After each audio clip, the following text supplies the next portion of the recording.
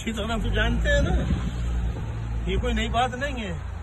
ये सिर्फ आपको नहीं मालूम, पूरी दुनिया को मालूम है कि जिस जमाने में राब्ता कमेटी हुआ करती थी और मुख्तलिफ अहम मामलात में मशावरत के लिए, बातचीत के लिए, सलाह मशवरों के लिए पाकिस्तान से लंदन आया करती थी मेरे पास, तो यही जमात है बहुत शोर मचाती थी कि राब्ता कमेटी लंदन यात्रा करने गई हुई है, वहां से जो फैसला होगा उसके मुताबिक आगे बढ़ेंगे।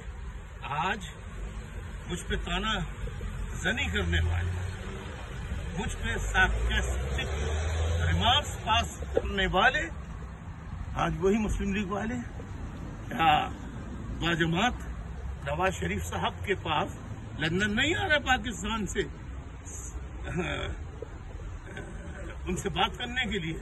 अब अगर इसको कोई लंदन यात्रा का नाम दे तो आपको कैसा लगेगा?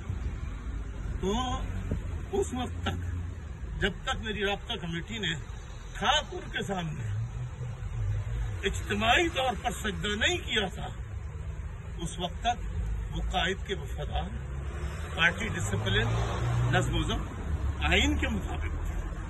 आज उन लोगों ने ठाकुर के आगे सजदा करके शहीदों के लहू, असीरों की मुसीबतें, लापता साथियों के अहले खाना की मुसीबतें सबको तर्क कर दी हैं। लेकिन याद रखिए, आज भी वफा परस्त पाकिस्तान और दुनिया भर में मौजूद जो लोग हैं वो ठाकुर के आगे इज्तिमाई सजदा करने वालों को कभी माफ नहीं करेंगे, कभी माफ नहीं करेंगे, कभी माफ नहीं करेंगे। इस बात को लिख कर